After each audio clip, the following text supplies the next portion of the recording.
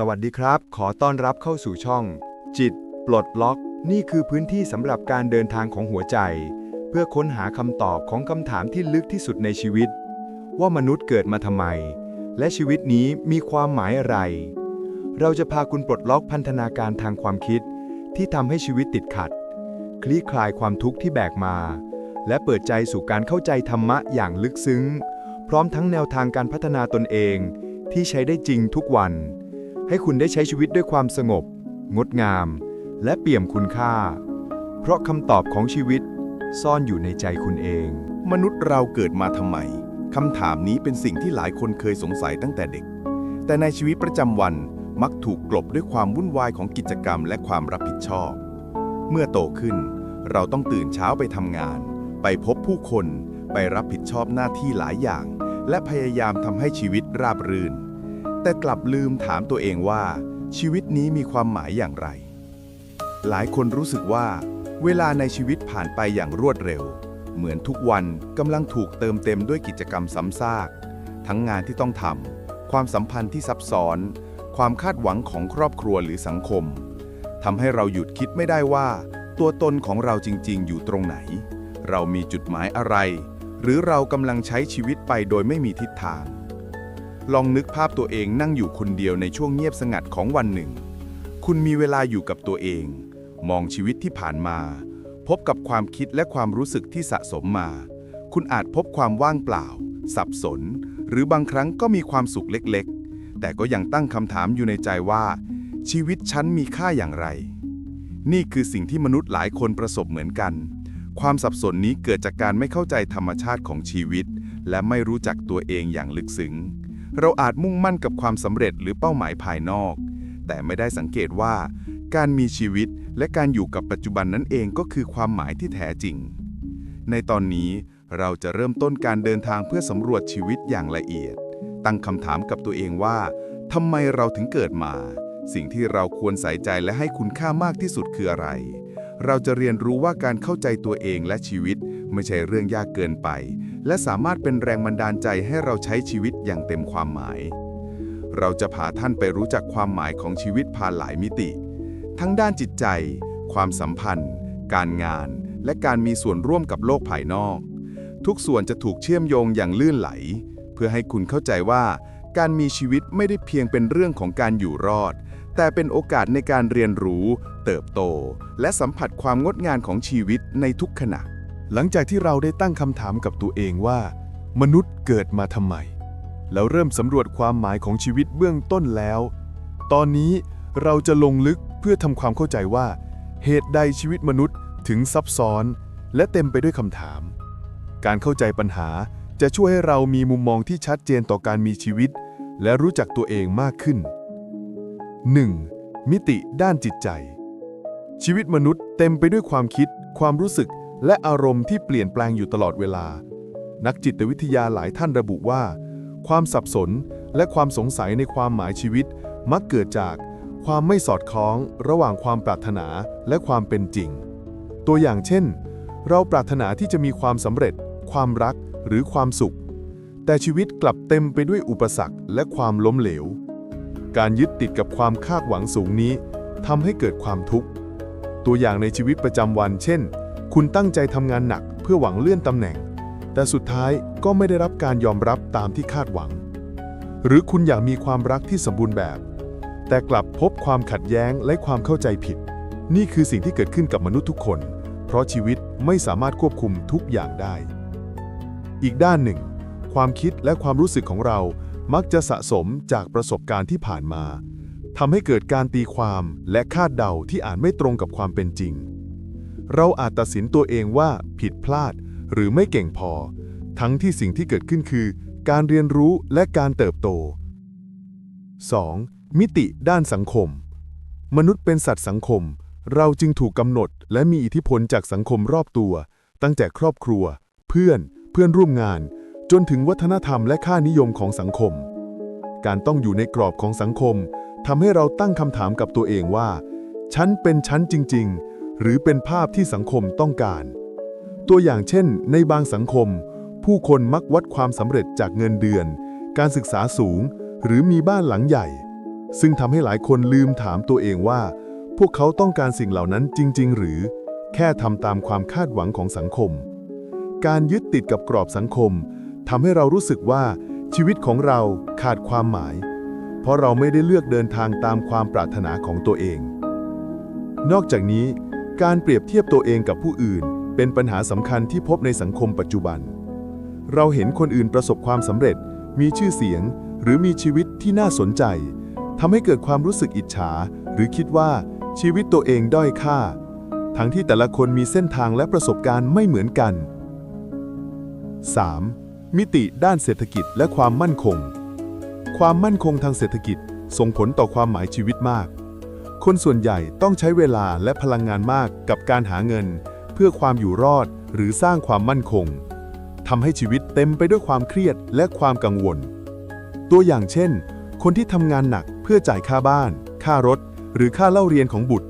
อาจรู้สึกว่าชีวิตถูกจำกัดด้วยภาระทางการเงินแม้จะมีรายได้เพิ่มขึ้นแต่ความกังวลเรื่องอนาคตก็ไม่ลดลงเพราะความมั่นคงทางการเงินเป็นสิ่งที่ไม่แน่นอนและเปลี่ยนแปลงตลอดเวลานี่คือเหตุผลว่าทำไมหลายคนถามตัวเองว่าฉันเกิดมาทำไมหรือชีวิตนี้มีค่าอะไร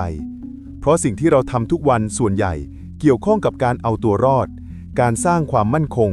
หรือการทำตามความคาดหวังของผู้อื่นแต่ไม่ได้เชื่อมโยงกับความหมายชีวิตที่แท้จริง 4. การเข้าใจความหมายชีวิตเชิงลึกเมื่อเราเข้าใจปัญหาที่เกิดจากจิตใจสังคมและเศรษฐกิจแล้วเราสามารถสรุปได้ว่าความสับสนและความสงสัยเกี่ยวกับชีวิตเกิดจากการไม่เข้าใจธรรมชาติของชีวิตเอง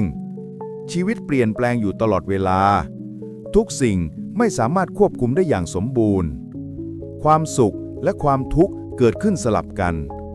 มนุษย์มีความปรารถนาและความคาดหวังมากเกินไปการตระหนักถึงธรรมชาติของชีวิตช่วยให้เรามองเห็นความงดงามของการมีชีวิตอยู่แม้ในความไม่สมบูรณ์แบบและเริ่มเข้าใจว่าความหมายของชีวิตไม่ได้อยู่ที่ผลลัพธ์แต่เกิดจากการมีสติและตระหนักในแต่ละขณะของการดำรงอยู่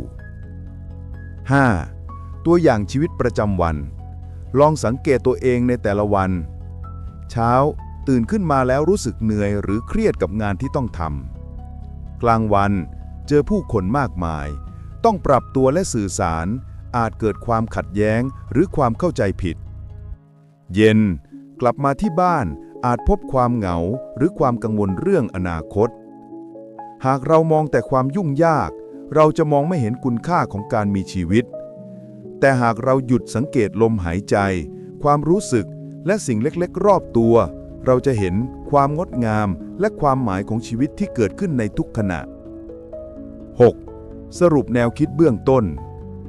ความสงสัยเกี่ยวกับชีวิตเกิดจากความไม่เข้าใจตัวเองและธรรมชาติชีวิตปัญหามีหลายมิติทั้งจิตใจสังคมและเศรษฐกิจความหมายชีวิตไม่ได้ขึ้นอยู่กับความสำเร็จหรือการยอมรับจากผู้อื่นการสังเกตตัวเองและเข้าใจปัจจุบันคือก้าวแรกสู่การค้นพบความหมายชีวิตหลังจากที่เราได้เข้าใจความสับสนและปัญหาที่เกิดขึ้นในชีวิตมนุษย์ไม่ว่าจะมาจากจิตใจสังคมหรือความมั่นคงทางเศรษฐกิจ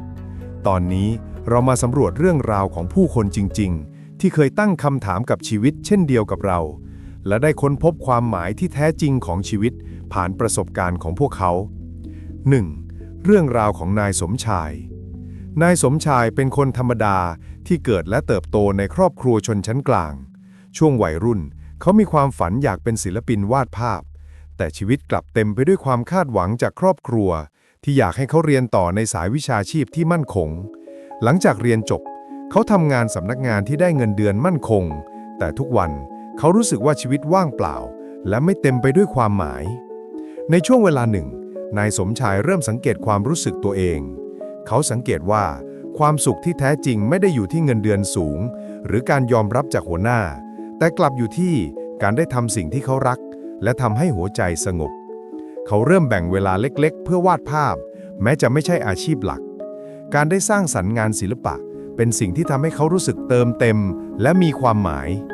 เรื่องราวของนายสมชายสอนให้เรารู้ว่าความหมายของชีวิตไม่ได้ขึ้นอยู่กับความสำเร็จ หรือการยอมรับจากสังคม แต่เกิดจากการรู้จักตัวเองและทำสิ่งที่เติมเต็มหัวใจแม้จะเป็นสิ่งเล็กๆในแต่ละวัน 2. เรื่องราวของนางสาวปรียานางสาวปรียาเป็นครูโรงเรียนมัธยมเธอทำงานมานานและมุ่งมั่นในการสอนแต่บางครั้งก็รู้สึกเหนื่อยและสงสัยในความหมายของงานตัวเองเพราะเธอไม่เห็นผลลัพธ์ทันทีจากความพยายามวันหนึ่งเธอได้สังเกตนักเรียนคนหนึ่งที่เคยมีปัญหาด้านพฤติกรรมและเกรดต่ำแต่เมื่อเธอให้ความสนใจและสอนอย่างเข้าใจนักเรียนคนนี้เริ่มเปลี่ยนแปลงทำให้เธอรู้สึกว่าความพยายามและการใส่ใจคนอื่นสร้างคุณค่าและความหมายให้ชีวิตเรื่องราวนี้สอนให้เราเห็นว่าความหมายของชีวิตเกิดขึ้นจากการสร้างสัมพันธ์และส่งผลดีต่อผู้อื่นไม่จำเป็นต้องมองเพียงความสำเร็จส่วนตัวแต่การแบ่งปันและช่วยเหลือคนรอบตัวก็เป็นหนึ่งในเหตุผลที่เรามีชีวิตอยู่ 3. เรื่องราวของพระอาจารย์ท่านหนึ่งพระอาจารย์ท่านหนึ่งเคยเป็นนักธุรกิจประสบความสำเร็จมีชื่อเสียงและเงินทองแต่ชีวิตยังคงเต็มไปด้วยความกังวลและความทุกข์เพราะเขามองว่าความสำเร็จไม่สามารถเติมเต็มหัวใจได้หลังจากศึกษาและปฏิบัติธรรมอย่างจริงจังท่านได้เรียนรู้ว่าชีวิตมีความหมายเมื่อเราตระหนักถึงความไม่เที่ยงและใช้ชีวิตอยู่กับปัจจุบันท่านเริ่มฝึกสติฝึกสมาธิและทำงานช่วยเหลือสังคมทำให้หัวใจสงบและเต็มไปด้วยความสุขที่แท้จริงเรื่องราวของพระอาจารย์แสดงให้เห็นว่าแม้จะมีทุกอย่างครบถ้วนตามมาตรฐานของสังคมแต่ชีวิตก็อาจว่างเปล่าหากเราไม่เข้าใจความหมายที่แท้จริงของการมีชีวิตอยู่ 4. ข้อสรุปจากกรณีศึกษาจากเรื่องราวของผู้คนเหล่านี้เราสามารถสรุปข้อคิดสำคัญได้ว่าชีวิตมีความหมายในปัจจุบันการสังเกตและใส่ใจกับสิ่งที่เกิดขึ้นรอบตัวและภายในใจคือกุญแจสำคัญการค้นพบตัวเอง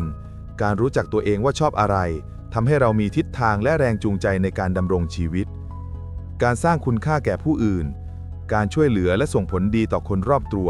เป็นหนึ่งในเหตุผลที่ชีวิตมีความหมายความสงบในจิตใจการฝึกใจให้สงบและมีสติช่วยให้เราไม่จมอยู่กับความกังวลหรือความทุกข์เรื่องราวเหล่านี้ทำให้เราเห็นว่าปัญหาหรือความสงสัยในชีวิตไม่ได้เกิดเฉพาะตัวเราและทุกคนสามารถค้นพบความหมายชีวิตของตัวเองได้ผ่านการสังเกตเข้าใจและปฏิบัติ 5. การเชื่อมโยงกับชีวิตของผู้ฟังลองนึกถึงตัวคุณเองคุณอาจไม่ได้เป็นศิลปินครูหรือพระอาจารย์แต่เรื่องราวเหล่านี้ชี้ให้เห็นว่าไม่ว่าคุณจะอยู่ในบทบาทใดชีวิตของคุณก็มีความหมายได้เพียงแค่คุณสังเกตตัวเองทำสิ่งที่คุณรักหรือสร้างความแตกต่างให้กับคนรอบตัวตัวอย่างง่ายๆในชีวิตประจำวันเช่นการใส่ใจกับครอบครัวเพื่อนหรือผู้ร่วมงานการสังเกตความงดงามรอบตัวการฝึกใจให้สงบหรือแม้แต่การเรียนรู้สิ่งใหม่ๆทั้งหมดนี้สามารถสร้างความหมายและความสุขให้กับชีวิตได้เช่นกันหลังจากที่เราได้ฟังเรื่องราวชีวิตของผู้คนที่ค้นพบความหมายของชีวิตในพาร์ท 3 เราจะเห็นรูปแบบบางอย่างที่สามารถสรุปเป็นหลักทิศหรือแนวทางปฏิบัติได้เพื่อให้ทุกคนสามารถนำไปปรับใช้ในชีวิตประจำวันของตนเองได้ 1. การตระหนักรู้ในปัจจุบันสิ่งแรกที่ผู้คนเหล่านี้สอนเราคือการตระหนักรู้และอยู่กับปัจจุบันความหมายของชีวิตไม่ได้อยู่ที่อดีตหรืออนาคตแต่เกิดขึ้นในขณะนี้การใช้ชีวิตอย่างมีสติสังเกตความคิดอารมณ์และความรู้สึกของตัวเองทำให้เราเข้าใจตัวเองและโลกรอบตัวได้ชัดเจนขึ้นตัวอย่างเช่นนายสมชายแม้จะต้องทำงานประจำเขาต้องแบ่งเวลาให้กับการวาดภาพทำให้รู้สึกเติมเต็มและมีความหมายการฝึกตระหนักรู้เช่นนี้สามารถทำได้ง่ายๆโดยการสังเกตลมหายใจการเดินการกินหรือการฟังเสียงรอบตัวอย่างตั้งใจหลักการนี้สอดคล้องกับธรรมะคำสอนเรื่องสติปัฏฐาน 4ที่สอนให้เราตระหนักรู้ในกายวาจาใจและธรรมรอบตัวการฝึกเช่นนี้ช่วยให้เราลดความฟุ้งซ่านและมองชีวิตด้วยความชัดเจน 2. การรู้จักตัวเอง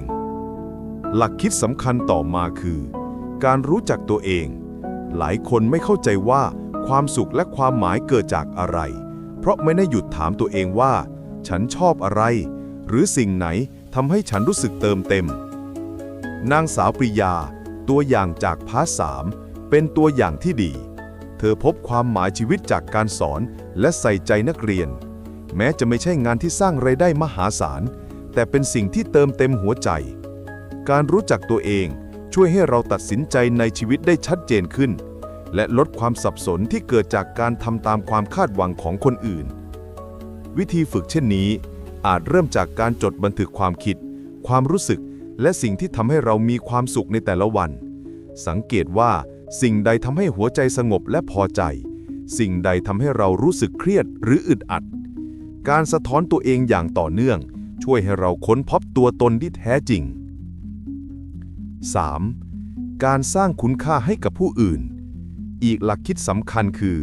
ความหมายชีวิตเกิดจากการสร้างคุณค่าให้กับผู้อื่นไม่ใช่เพียงการมองตัวเองหรือไล่ตามเป้าหมายส่วนตัวอย่างเดียวเรื่องราวของนางสาวปริยาและพระอาจารย์แสดงให้เห็นว่าการช่วยเหลือผู้อื่นการแบ่งปันความรู้หรือความรักทำให้ชีวิตมีความหมายและเต็มไปด้วยความสุขในชีวิตประจำวัน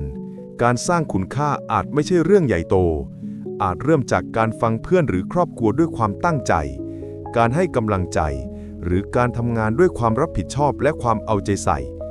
สิ่งเหล่านี้ช่วยสร้างความรู้สึกว่าชีวิตมีคุณค่าและสัมพันธ์กับผู้อื่น 4. การยอมรับความไม่เที่ยงหนึ่งในบทเรียนสำคัญของชีวิตคือทุกสิ่งเปลี่ยนแปลงตลอดเวลาทั้งความสำเร็จความทุกข์ความรักและความสัมพันธ์การยึดติดกับสิ่งใดสิ่งหนึ่งทำให้เกิดความทุกข์การฝึกยอมรับความไม่เที่ยงช่วยให้เรามองชีวิตด้วยความสงบและความเข้าใจตัวอย่างเช่นพระอาจารย์ท่านหนึ่งแม้เคยมีทุกอย่างครบครันแต่ชีวิตก็ยังว่างเปล่าจนกระทั่งเข้าใจธรรมชาติของความไม่เที่ยงและฝึกใจให้สงบการยอมรับความไม่เที่ยงช่วยให้เรารู้ว่าความสุขและความหมายไม่ได้อยู่ที่ความสมบูรณ์แบบแต่เกิดจากการเข้าใจและอยู่กับสิ่งที่มีอยู่หลักคิดนี้สามารถฝึกได้ง่ายๆด้วยการสังเกตความคิดและความรู้สึกว่า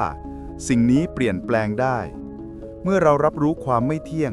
ความเครียดความกังวลและความอยากควบคุมทุกอย่างจะลดลง 5. การเรียนรู้และเติบโตอย่างต่อเนื่องสุดท้ายหลักคิดที่เห็นได้ชัดจากเรื่องราวเหล่านี้คือชีวิตมีความหมายเมื่อเราเรียนรู้และเติบโตการเรียนรู้ไม่จำเป็นต้องเป็นการศึกษาเชิงวิชาการเสมอไปแต่หมายถึงการเรียนรู้จากประสบการณ์การสังเกตตัวเอง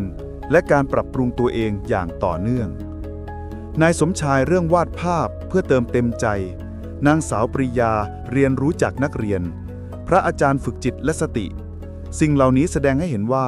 การเรียนรู้และเติบโตช่วยให้ชีวิตมีคุณค่าและความหมายวิธีฝึกอาจเริ่มจากการตั้งคำถามกับตัวเองทุกวันว่าวันนี้ฉันเรียนรู้อะไรจากตัวเองและสิ่งรอบตัวการสะท้อนตัวเช่นนี้ช่วยให้เราเติบโตทางจิตใจและเพิ่มความเข้าใจในชีวิต 6. สรุปแนวคิดหลักจากกรณีศึกษาและบทเรียนเราสามารถสรุปหลักคิดสำคัญ 5 ข้อที่ช่วยให้ชีวิตมีความหมาย 1. ตระหนักรู้ในปัจจุบัน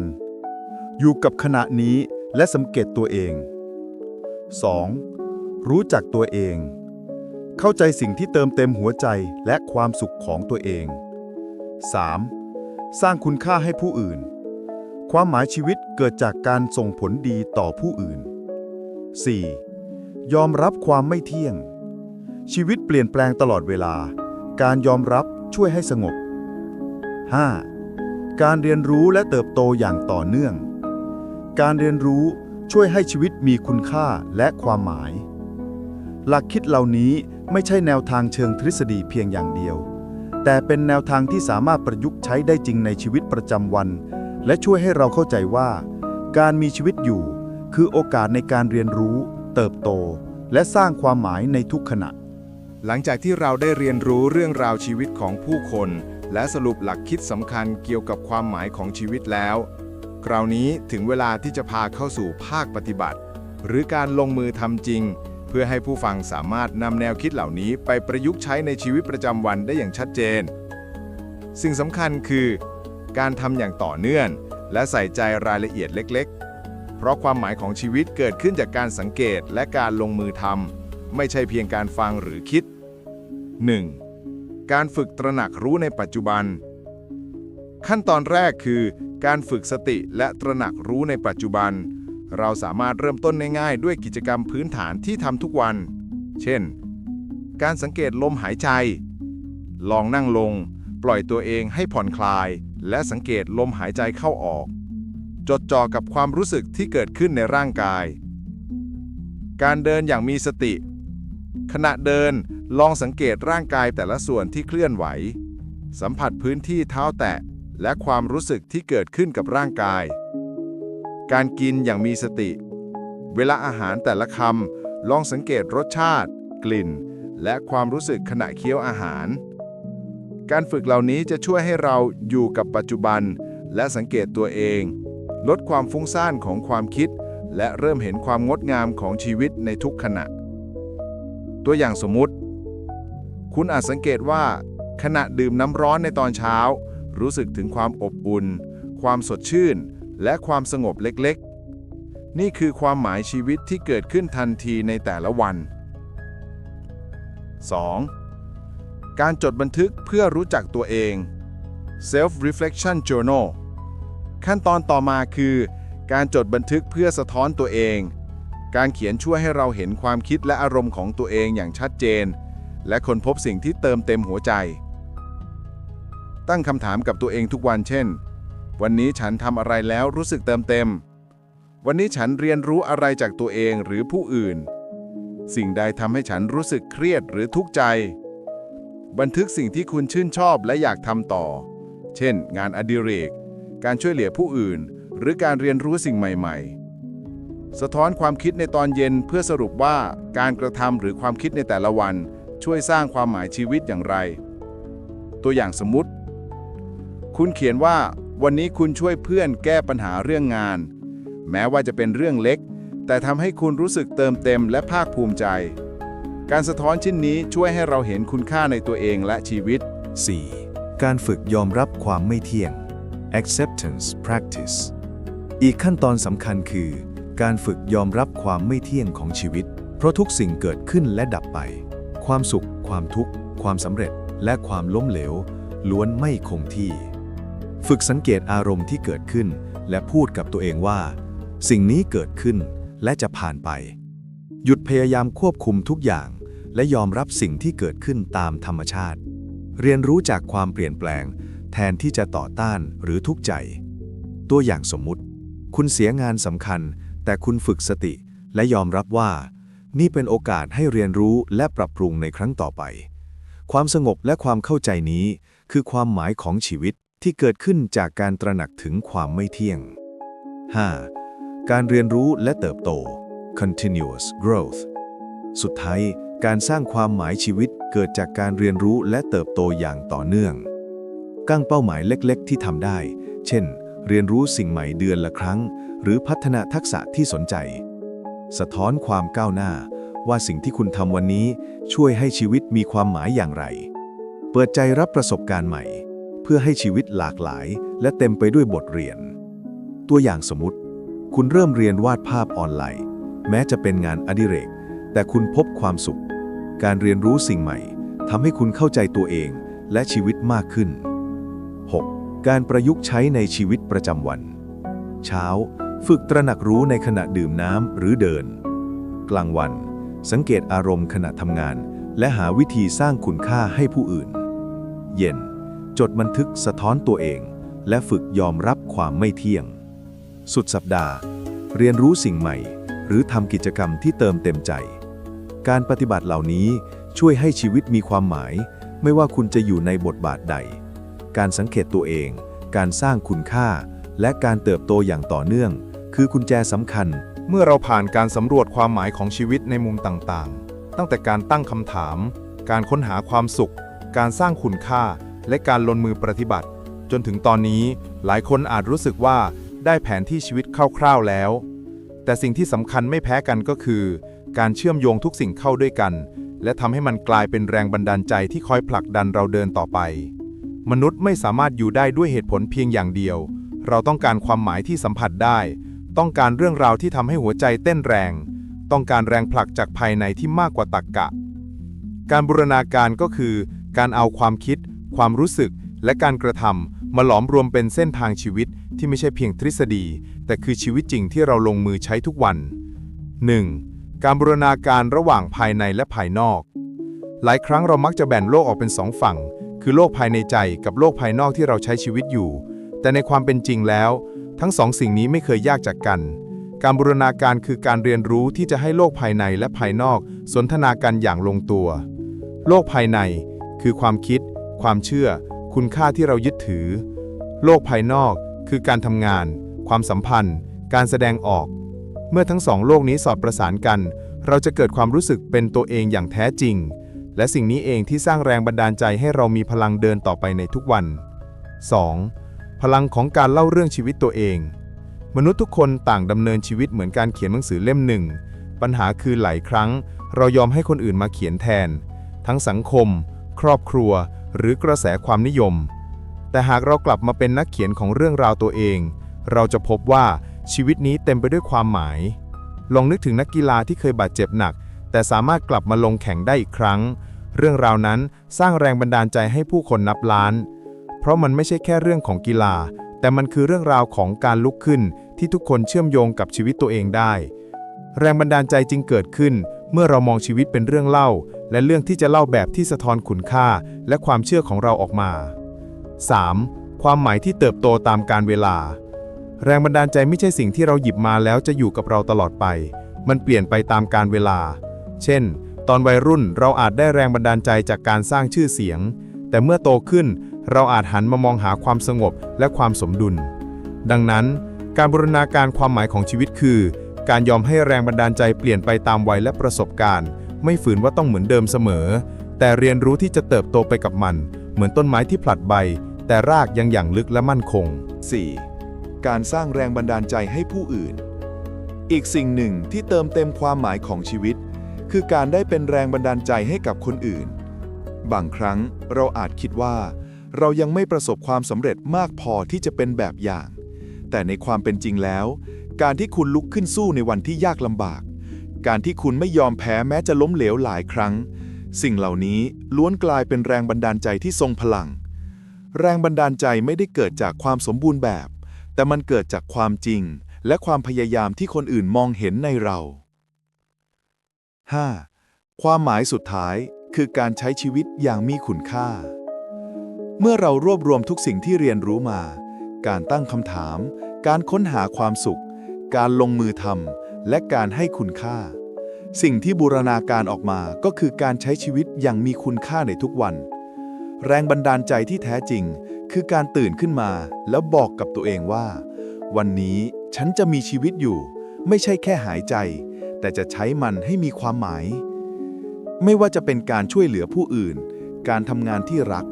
การดูแลคนที่เราห่วงใย หรือแม้แต่การพัฒนาตัวเองทีละเล็กละน้อย ทุกการกระทำคือการต่อเติมบทเล็กๆของหนังสือชีวิตเล่มนี้ และบทเล็กๆนั้นอาจกลายเป็นแรงบันดาลใจให้ใครอีกหลายคนที่กำลังค้นหาความหมายอยู่เช่นกัน สรุป การบูรณาการคือการเชื่อมโยงโลกภายในกับภายนอก เรื่องราวกับการกระทำ ความเชื่อกับความจริง และแรงบันดาลใจกับชีวิตจริง เมื่อเราสามารถรวมทั้งหมดนี้ไว้ด้วยกัน เราจะไม่เพียงแต่มีชีวิตที่เต็มไปด้วยความหมาย แต่ยังกลายเป็นแสงเล็กๆที่ส่องทางให้ผู้อื่นเดินไปข้างหน้า แรงบันดาลใจที่แท้จริงไม่ได้อยู่ไกล มันอยู่ในวิธีที่เรามีชีวิตอยู่ทุกวัน และนั่นคือสิ่งที่ทำให้มนุษย์เกิดมาแล้ว คุ้มค่าจริงๆ ตลอดเส้นทางที่เราได้เดินทางมาด้วยกันตั้งแต่พาร์ทแรกจนถึงตอนนี้ เราได้ตั้งคำถามกับชีวิตสำรวจความหมายของการเกิดมาเป็นมนุษย์ มองเห็นทั้งด้านสว่างและด้านมืด เรียนรู้วิธีค้นหาความสุขจากสิ่งเล็กน้อย เข้าใจการสร้างคุณค่าด้วยการลงมือทำและท้ายที่สุดก็ได้เห็นว่าการบูรณาการทุกสิ่งเข้าด้วยกันทำให้ชีวิตเต็มไปด้วยแรงบันดาลใจคำถามที่เริ่มต้นว่ามนุษย์เกิดมาทำไมอาจไม่ได้มีคำตอบเดียวที่ชัดเจนแต่สิ่งที่แน่นอนก็คือการมีชีวิตอยู่คือโอกาสอันยิ่งใหญ่ที่เราทุกคนได้รับและโอกาสนี้ไม่ควรถูกปล่อยให้สูญเปล่า 1. ชีวิตคือของขวัญไม่ใช่ภาระ หลายครั้งในชีวิตเราอาจรู้สึกว่าต้องแบกภาระมากมาย หน้าที่การงานความคาดหวังของครอบครัวหรือแรงกดดันจากสังคม แต่ถ้าเราก้าวถอยออกมาสักก้าวเราจะเห็นว่าแท้จริงแล้ว ชีวิตคือของขวัญเป็นโอกาสในการสร้างประสบการณ์ เป็นเวทีที่เปิดให้เราได้ลองผิดลองถูก ได้หัวเราะได้ร้องไห้ ได้เรียนรู้ เรามักจะลืมไปว่าการที่เราได้ตื่นขึ้นมาในแต่ละวันนั้นคือ โอกาสใหม่ในการเริ่มต้นใหม่อีกครั้ง 2. อย่ารอให้คำตอบสมบูรณ์ บางคนอาจคิดว่าฉันยังไม่พร้อมจะใช้ชีวิตอย่างมีความหมาย เพราะฉันยังไม่เจอคำตอบชัดเจน แต่ในความเป็นจริงคำตอบของชีวิตไม่ได้รอให้เราค้นพบก่อนจึงจะเริ่มต้นได้คำตอบจะค่อยๆเผยออกมาเมื่อเราก้าวเดิน เหมือนการเขียนหนังสือที่ไม่จำเป็นต้องมีตอนจบตั้งแต่หน้าแรก เราสามารถเขียนไปทีละหน้าแล้วเรื่องราวจะค่อยๆคลี่คลายออกมาเอง การมีชีวิตก็เช่นกัน เราไม่จำเป็นต้องรู้ทุกอย่าง แต่เราจำเป็นต้องเริ่ม 3. ความหมายเกิดจากการลงมือทำสิ่งสำคัญที่สุดที่เราได้เรียนรู้คือ ความหมายของชีวิตไม่ได้อยู่ที่การครุ่นคิดเพียงอย่างเดียว แต่มันเกิดขึ้นจากการลงมือทำเมื่อเราลงมือช่วยเหลือใครสักคนเราจะเห็นคุณค่าของการให้ เมื่อเราลงมือสร้างผลงานเราจะเห็นคุณค่าของความพยายาม เมื่อเราลงมือดูแลตัวเองเราจะเห็นคุณค่าของการรักและเห็นคุณค่าตัวเองการลงมือทำเล็กๆนี่แหละคือก้าวแรกของการสร้างชีวิตที่เต็มไปด้วยความหมาย 4. สร้างคำตอบของคุณเองไม่มีใครกำหนดได้ว่าคุณเกิดมาเพื่ออะไรเพราะนั่นคือสิ่งที่คุณต้องสร้างขึ้นด้วยตัวเองทุกคนต่างมีเส้นทางที่แตกต่างกันไปบางคนอาจหาความหมายจากครอบครัวบางคนจากการทำงานบางคนจากการพัฒนาจิตใจและบางคนจากการผจญภัยไปในโลกกว้างสิ่งที่สำคัญไม่ใช่ว่าเส้นทางของคุณเหมือนกับใครหรือไม่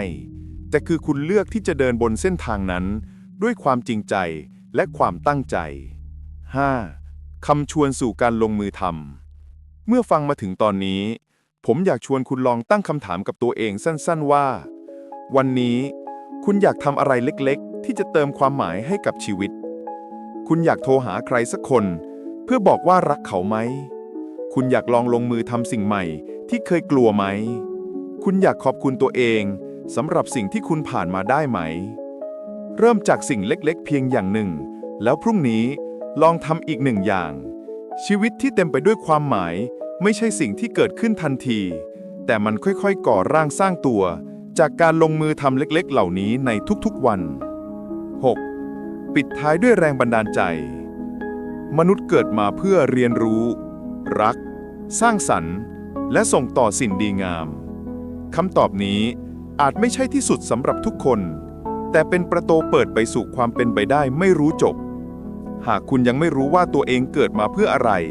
นั่นไม่ใช่ปัญหาใหญ่เพราะความหมายของการมีชีวิตอยู่ไม่ได้อยู่ที่การหาคำตอบให้ได้เร็วที่สุดแต่อยู่ที่การใช้เวลาที่คุณมีให้คุ้มค่าที่สุดและบางทีเพียงแค่คุณใช้ชีวิตของตัวเองอย่างเต็มที่คุณก็อาจกลายเป็นแรงบันดาลใจให้คนอื่นได้เช่นกันสรุปสุดท้ายมนุษย์เกิดมาเพื่อใช้ชีวิตไม่ใช่เพียงอยู่รอดเพื่อสร้างความหมายไม่ใช่เพียงหาคำตอบและเพื่อเป็นแสงเล็กๆที่ช่วยให้โลกใบนี้งดงามขึ้นกว่าเดิมดังนั้นอย่ารอวันพิเศษอย่ารอให้ทุกอย่างพร้อมวันนี้คือวันที่ใช่และนี่คือชีวิตจริงของคุณ